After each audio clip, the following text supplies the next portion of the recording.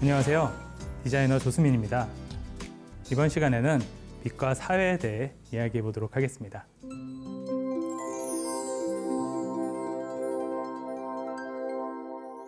공항은 외부의 조명이 굉장히 제한되는 그런 공간 중에 하나입니다.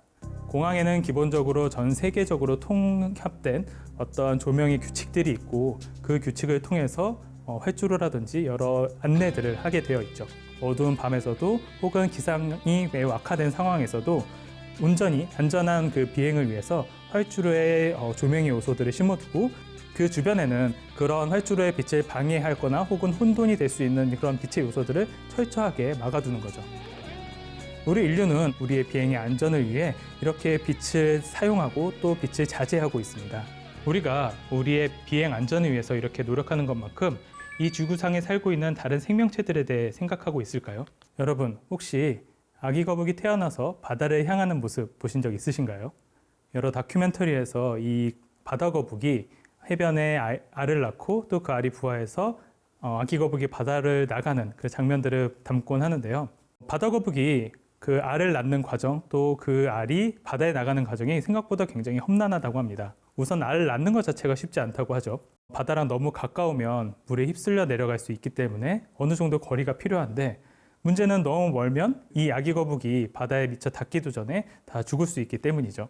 또 모래가 너무 단단하면 아기 거북이 바깥으로 나올 수 없고, 또 모래가 너무 무르면 쉽게 파헤쳐지거나 알이 노출돼서 위험할 수 있다고 합니다. 또 그렇게 해서 겨우 알을 낳은 그 이후에 아기 거북이 그 알에서 깨어나서 바다로 가는 것도 역시 쉽지 않은 그 여정이 되거든요. 먼저 이 아기 거북이 알을 깨고 모래 위로 나왔을 때 낮 시간이면 다시 그 안쪽으로, 모래 안쪽으로 들어간다고 합니다. 왜냐하면 낮 시간에는 햇볕 자체도 너무 뜨거워서 바다에 닿기 전에 말라 죽을 수도 있고요. 또 한편으로는 여러 동물이라든지 새라든지 이런 사냥꾼들에 의해서 잡혀먹을 수도 있기 때문에 어두운 밤을 고른다고 하죠. 그렇게 해서 기다린 후에 어두운 밤이 돼서 이제 아기 거북은 모래를 헤치고 이제 바깥으로 나오게 됩니다. 이때 아기 거북은 시각을 통해서 바다를 찾는다는 것이 확인됐는데요. 아무래도 막 태어난 이 아기 거북이의 시각이 그렇게 뛰어나진 않을 텐데, 그러니까 물 위에 반짝이는 별빛과 달빛을 보고 바다를 향해 나가는 것으로 그렇게 생각되어지고 있습니다. 문제는 그렇게 힘들게 여러 과정을 거쳐서 아기 거북이 열심히 기어간 곳이 바다가 아니라 바다 반대편 도로 위가 되는 경우가 많이 있다고 합니다. 아기 거북은 물 위에 반짝이는 별빛과 달빛을 향해서 바다를 향해 내달리는데요. 문제는 그보다 훨씬 더 밝은 주택가 혹은 길가의 어떤 도로변에 빛을 보고 아기 거북이 그쪽을 향해 달려나가게 되는 거죠. 우리의 어떤 편의를 위해서 밝혀놓은 이 빛들 때문에 수많은 동물들이, 수많은 생물들이 피해를 받게 됩니다. 안 그래도 낮았던 아기 거북이의 이 생존 확률은 인류의 빛 때문에 훨씬 더 낮아지고 있는 추세라고 합니다. 여러분이 바다 거북이라면 과연 어디에 알을 낳을 수 있을까요? 과연 어디가 안전한 곳이 될까요? 오랜 시간 지구상의 많은 생명체들은 하늘의 달빛, 하늘의 별빛 이런 것들을 보면서 방향을 탐지하고 그것에 맞춰서 살아왔습니다. 나방은 달이 없는 밤에 북극성을 기준으로 비행한다는 사실이 밝혀졌고요. 곤충도 이러한데 계절에 따라서 먼 길을 비행하는 새들은 또 두말할 나위 없겠죠. 지구상에 사는 생명체 중에 척추동물의 약 40%, 또 무척추동물의 한 60%는 야행성이라고 합니다. 그들은 밤이 굉장히 중요한 시간이고, 밤에 있는 여러 가지 자연의 빛의 요소를 통해서 방향을 탐지하고 그들의 삶을 이어나가죠. 하지만 불과 200년밖에 되지 않은 이 인류의 인공 조명은 이 지구상의 빛을 완전히 바꿔놓았습니다. 그들에게 어떠한 방향을 탐지할 수 있는 수많은 빛의 요소들을 차단하게 된 거죠. 우리는 가로등 밑에 모여있는 수많은 벌레들을 보면서 불편하다라고 생각을 하지만 사실 그 현상 자체는 누군가에게는 굉장한 생명의 위협의 모습이 되기도 합니다. 더 넓은 지역과 공간에서 다양한 활동을 해야 하는 개체들이 이 가로등 밑에서 충돌, 과열, 탈수 또는 포식의 결과로 죽어가죠. 이뿐만 아니라 수많은 유리 고층 건물에 부딪혀 죽는 철새들이 굉장히 많아졌다고 하죠. 그래서 미국의 한 지역에서는 야간 시간에 조명 계획을 달리한다든지 혹은 빛을 차단한다든지 하는 다양한 방식을 통해서 해마다 수백만 마리가 죽어가는 이 고층 빌딩과 철새 사이의 관계를 개선하려고 노력하고 있습니다.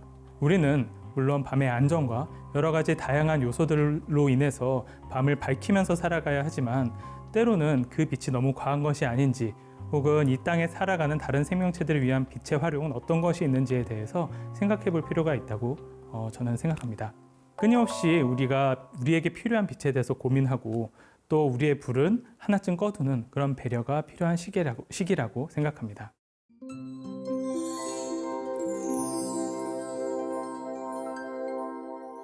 처음 불을 발견한 뒤에 인류는 어둠을 물리치기 위해서 다양한 것을 태우면서 빛을 만들기 시작했습니다. 기본적으로 나뭇가지 또 식물의 씨앗 같은 것들에서 나온 기름을 태워서 빛을 만들었죠. 또 하나는 짐승이나 가축 같은 것에서 나온 기름을 사용하기도 했습니다. 근데 이런 기름들은 기본적으로 구하기도 너무 어렵고 태우면서도 많은 악취와 또 여러 가지 어려움들이 있었다고 합니다. 그마저도 태울 만한 기름이 있는 사람은 굉장히 부자에 한했죠. 그렇게 인류의 밤을 밝히기 위한 여러 재료를 찾던 중에 아주 반가운 존재가 나타납니다. 이 존재는 바다 위의 등불이라고 불렸거든요. 바로 고래였습니다. 지상 위에 살아가는 생물들은 이 중력 때문에 그 크기의 한계가 존재하잖아요. 가장 큰 것이 코끼리 정도인데 사실 이 바닷속에 있는 생물, 특히 고래는 지상의 생물과 비교했을 때 어마어마한 크기를 자랑했다고 합니다. 고래에서 나오는 그 기름의 발견은 우리 인류의 밤을 밝혀주는 데 있어서 굉장히 중요한 재료가 됐던 거죠. 18세기에 여러 가지 해양 산업이 발달하던 시기에 맞춰서 이 고래의 포획이 계속해서 일어나게 되는 중요한 원인 중에 하나가 되기도 했습니다. 그렇게 고래 기름은 인류의 어둠을 밝히는데 아주 크게 이바지했죠. 하지만 여기에는 좋은 것만 있는 것이 아닙니다. 고래의 무차별적인 포획이 이어졌죠. 그래서 한때는 거의 멸종 위기에 다다른 것이 이 고래가 되기도 합니다. 고래는 상당히 순한 성격을 가지고 있었기 때문에 잡기도 상대적으로 쉬웠다고 하죠. 그렇게 모든 고래가 잡혀서 멸종이 될 무렵에 고래를 살린 존재가 나타납니다. 바로 석탄이었죠. 석탄의 발견은 우리가 훨씬 더 효율적으로 훨씬 더 쉽게 이 밤을 밝히고 에너지를 쓸 수 있게 만드는 그런 재료가 되었습니다. 석탄 또 석유의 발견이 연이어 이어지면서 산업혁명이 일어나기도 했고 또 이 석탄으로 인해서 만들어진 어떤 가스를 통해서 밤을 밝히는 데 사용이 되기도 했죠. 그렇게 해서 고래의 어떤 희생은 점차 줄어들 수 있었죠. 하지만 이렇게 석탄 또 석유를 통해서 만들어지는 어떤 밤의 어떤 빛, 여기에는 희생이 없었던 걸까요? 당연히 그렇지 않습니다. 석탄 광산은 그 어떤 곳보다 위험한 광산이었다고 합니다. 기본적으로 광산이라는 곳이 굉장히 어둡잖아요. 그래서 그곳에서 무언가 활동을 하고 보기 위해서는 불빛이 필요한데 문제는 석탄 광산은 거의 대부분 늘 가스로 가득 차 있었다는 사실이죠. 그래서 석탄 광산에서 빛을 사용하다가 수많은 폭발 사고가 일어났었다고 합니다. 그곳에서 일하고 있는 어떻게 보면 사회에서 가장 위험에 놓이는 그런 계층이 그곳에서 많은 피해를 얻게 됐고 그를 통해서 우리의 밤은 조금씩 더 밝아지게 됐죠. 그곳에서 나온 어떤 먼지나 그 건강상의 이유까지 따지면은 사실 우리가 이 석탄을 통해서 밤을 밝힘으로 인한 희생은 또 다른 측면에서 어마어마했을 겁니다. 특히 또 이 광산 같은 경우는 아주 작은 굴에서 채취하는 그런 특성 때문에 당시에 많은 어린이들이 광산에서 노역을 했다고 하죠. 그렇기 때문에 그런 어떤 부조리한 현상을 고발하는 어떤 그림이라든지 이야기가 있었던 것도 사실입니다. 인류의 밤은 조금씩 더 밝아졌고 우리는 또 번영이라는 그런 결과를 맞이했지만 그 이면에는 여전히 어떠한 희생들이 존재했습니다. 그리고 시대가 바뀌면서 전기를 통해서 우리는 빛을 생산할 수 있게 되고 이 빛을 통해서 우리는 인류의 밤을 밝혀오고 있죠. 그리고 이전과는 비교할 수 없을 만큼 밝은 빛으로 이 지구, 이 도시를 가득 채우고 있습니다. 그렇다면 우리는 또 생각해 볼 필요가 있을 것 같습니다. 과연 이 시대의 고래는 누구일까요? 고래처럼 혹은 광산에서 죽어갔던 수많은 사람들처럼 또 다른 어떤 존재가 우리의 밤을 밝혀주고 있을까요? 그것은 지구의 환경일 수도 있고 어떤 우리 인류의 미래일 수도 있을 것 같습니다. 이것을 밝힘으로 인해서 우리가 희생해야 하는 것, 우리가 포기해야 되는 것들도 함께 생각할 때 보다 필요한 곳에 우리가 빛을 밝히고 또 그것을 사용할 수 있지 않을까, 또 더 지속 가능한 우리의 밤의 모습들을 만들어갈 수 있지 않을까라는 생각을 해보게 됩니다.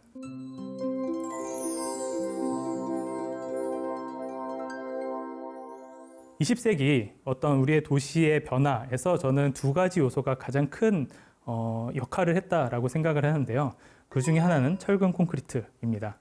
시멘트는 사실 그 이전부터도 우리 인류가 써왔던 재료이긴 하지만 인류가 철근을 제대로 다루기 시작하면서부터 이 철근 콘크리트라는 멋진 재료의 조합은 이전에 우리가 상상할 수 없었던 어떤 도시들을 만들어내는 중요한 재료가 됐습니다. 단지 건물뿐만이 아니라 교량이라든지 도시의 모든 인프라, 모든 것들이 이 철근 콘크리트에 의해서 다시 만들어졌죠. 그로 인해서 우리는 지금의 이 도시의 모습 가운데 살아갈 수 있다고 생각합니다. 인류의 모습을 바꾼 또 하나의 요소는 바로 이 인공의 빛입니다. 인공의 빛은 여러 가지들을 바꾸어 놓았거든요. 기본적으로 시간을 확대했죠. 이전에는 해가 뜨면 우리 인류가 뭔가 활동을 할 수 있었고 해가 지면 그 모든 활동을 접고 자거나 휴식해야 되는 그런 환경이었다라고 한다면 지금의 인류는 원하는 시간, 원하는 곳을 원하는 밝기로 밝힐 수 있는 그런 기술을 갖고 있게 되었고 또 그 자체도 워낙 이제는 보편화되고 쉬운 기술이 되었기 때문에 우리 사람이 누릴 수 있는 시간 자체를 확장했다라고 봐도 과언이 아닙니다. 시간의 확장만큼 또 일어난 것이 바로 공간의 확장입니다. 이전에는 사실 어두워서 쓸 수 없었던 지하 공간이라든지 아니면 공간 안에 아주 깊은 곳 같은 경우는 거의 사용하기 어려운 공간이었거든요.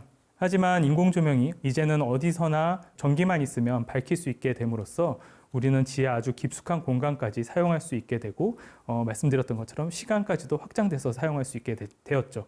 결국 이 조명이라는 기술은 어떤 인류 또 도시의 관점에서 봤을 때 시간의 확장, 공간의 확장을 불러일으킨 존재가 되었습니다. 그로 인해서 동일한 어떤 공간, 동일한 도시라 할지라도 이 인공조명이 있기 전과 후에 도시의 생산성 혹은 도시의 활용도 자체가 훨씬 크게 달라진 것을 우리가 알 수 있습니다. 그렇게 인류의 빛이 이 도시의 모습, 또 우리가 살고 있는 삶의 모습을 바꿔놓았던 것이 20세기 이 빛이 바꿔놓은 우리의 모습이라고 하면 앞으로는 또 다른 변화들이 있을 거라고 생각을 합니다. 단지 이전의 어떤 공간과 시간의 확장뿐만이 아니라 이제는 빛의 다양한 요소들, 예를 들면 건강이라든지 품질이라든지 다양한 요소들을 바탕으로 우리는 빛을 바라보고 사용하는 시대에 진입하고 있는 것이죠.